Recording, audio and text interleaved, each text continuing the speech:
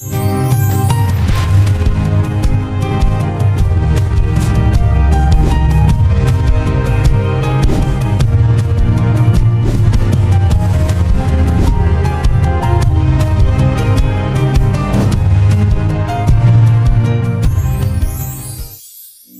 la paix de notre Seigneur Jésus-Christ soit avec vous. Shalom, Pasteur Abraham. Bienvenue à ces instants, toujours dans la continuité de nos 21 jours de jeûne et de prière. Et comme je le dis à chaque fois, et que je le répète, nous avons un thème à développer qui sera suivi effectivement des temps de prière très simples et de déclaration prophétique. Est-ce que nous avons le verset de ce jour à lire?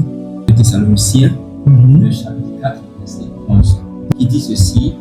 Je vais lire à partir du verset 10. Et c'est aussi ce que vous faites envers tous les frères dans la Macédoine entière. Mais nous vous exhortons, frères, à abonder toujours plus dans cet amour. Et le verset 11 qui dit, et à mettre votre honneur à vivre tranquille, à vous occuper de vos propres affaires et à travailler de vos mains comme nous vous l'avons. Amen. Et à travailler de vos mains comme nous l'avons recommandé.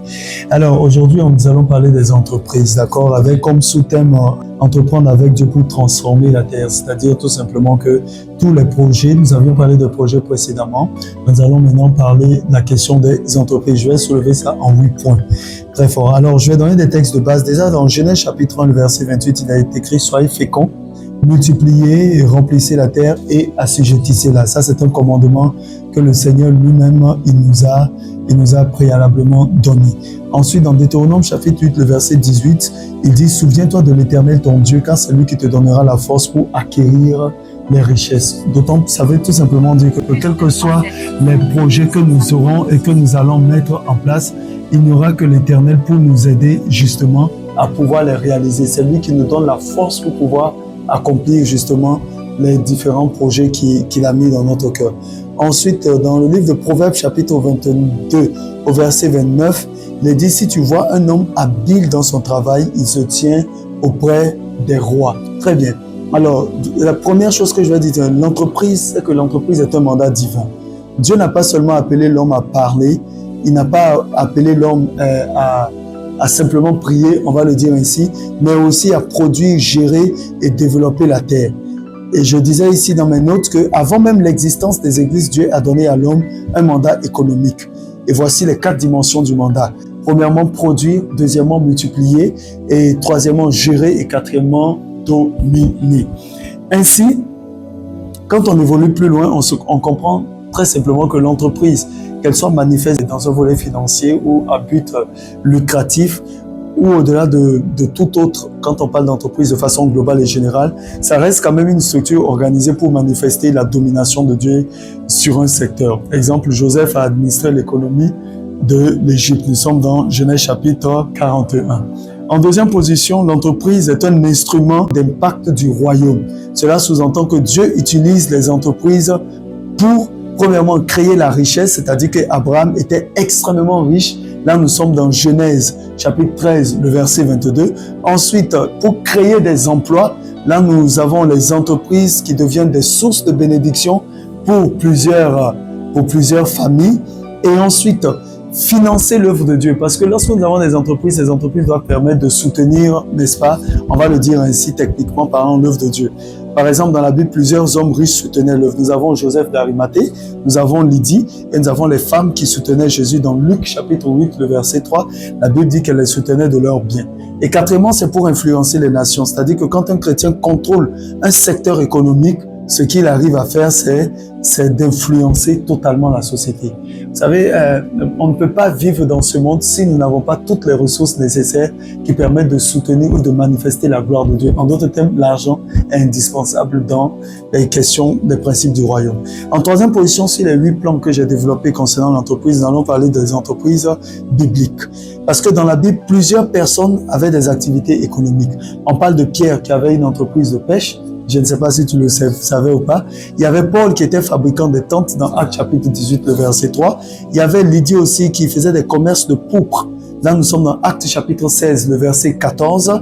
Il y avait également Salomon qui faisait le commerce international. Cela montre que Dieu ne s'oppose pas à la richesse, mais à la mauvaise gestion, n'est-ce pas, du cœur. Donc, il y a tellement de personnes dans la Bible qui avaient des entreprises et leur entreprise fonctionnait extrêmement bien. Et Dieu n'avait aucun problème de les bénir. Il dit d'ailleurs même qu'il bénira l'œuvre de nos mains. Amen. Maintenant, quatrième chose, les principes spirituels d'une entreprise prospère.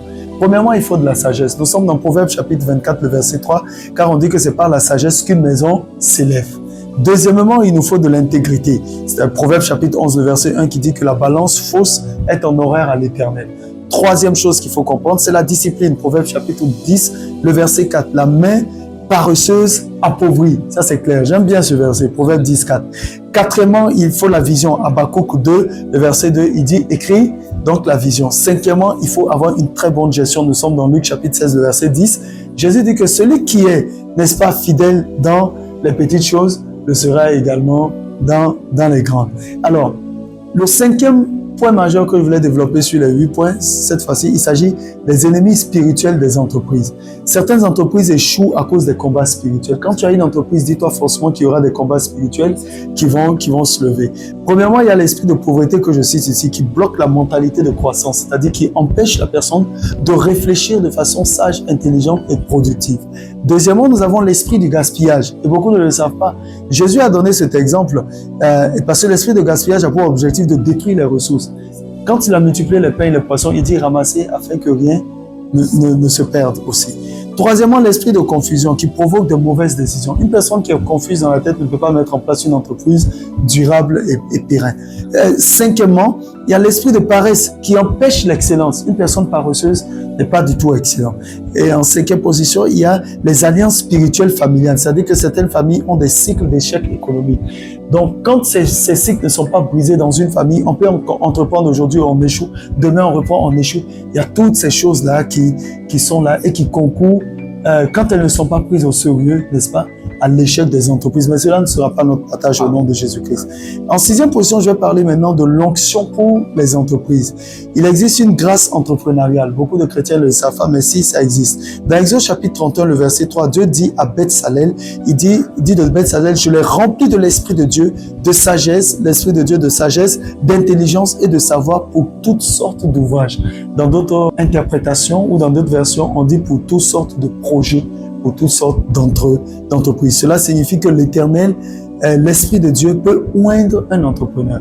Quand il dit de Beth-Salel qu'il lui a donné vraiment un esprit d'intelligence, de sagesse pour toutes sortes d'ouvrages, ça veut dire que Dieu peut te donner un esprit entrepreneurial excellent et tu vas mettre en place des projets ou des entreprises, je vais le dire ainsi, qui vont connaître succès et réussite. On est d'accord? Maintenant, en septième position, les entreprises comme mission. Un entrepreneur chrétien doit avoir son entreprise comme une plateforme d'évangélisation, c'est-à-dire que ton entreprise doit permettre à l'excellence et à l'expansion, je vais dire ça ainsi, du royaume, l'évangélisation, un instrument de bénédiction ou encore un territoire de royaume. Et là, toute entreprise devient un hôtel, un lieu d'influence, une mission économique. Et en dernière position, nous avons le volet prophétique. Prophétiquement, Dieu suscite dans cette génération des pasteurs, des apôtres, des prophètes, mais aussi des rois économiques comme Joseph, Daniel et Salomon. Beaucoup ne le savent pas, mais à côté de tous ces noms, je vais ajouter mon nom parce que Dieu me permet aussi d'exceller dans les entreprises et de connaître beaucoup de percées, on va le dire ainsi. Alors, sur ce, nous allons prier pour les différentes entreprises que les uns et les autres ont eu à créer de jour comme de nuit à travers des partenariats, mais que la sagesse de Dieu soutienne toutes ces choses afin que ce ne soit pas seulement de simples réalisations, mais que ce soit des aboutissements. Nous prions. Éternel, au nom de Jésus-Christ de Nazareth, nous voulons te recommander toutes les entreprises qui sont créées de jour comme de nuit par les hommes, par les femmes, de part et d'autre. Et nous appelons cela à une réelle manifestation au nom puissant de Jésus-Christ de Nazareth. En termes de bénédiction, en termes de matérialisation de la puissance de Dieu, nous voulons déclarer véritablement que toutes ces entreprises connaissent du succès, aboutissent, réussissent dans le nom de Jésus. Et Éternel de Tout-Puissant, les auteurs, les acteurs n'ont pas du tout d'échec. Merci parce que ce que tu commences, tu vas forcément l'achever. Et dans le nom de Jésus-Christ, nous décrétons et déclarons un accomplissement réel de toute entreprise selon ta faveur et ta grâce au nom de Jésus-Christ sur la vie de tes enfants. Nous avons ainsi prié. Amen. Et comme j'ai pour l'habitude de faire, je vais déclarer maintenant sur toi au nom de Jésus-Christ que la grâce de l'Éternel accompagne toutes tes entreprises, mais que ces entreprises subsistent de nuit. Ça veut dire que lorsqu'il arrivera des temps difficiles, que le succès soit toujours au rendez-vous. lorsque le jour va se lever et qu'il y aura de l'abondance, que cela ne manque pas aussi de production ou de productivité. Dans tous les cas, de jour comme de nuit, que l'Éternel accompagne tes entreprises et que vraiment la sagesse divine te soit totalement communiquée pour que tu reflètes la gloire de Dieu, l'excellence du royaume dans tes entreprises, que cela soit ton héritage au nom de Jésus-Christ de Nazareth. Amen et Amen.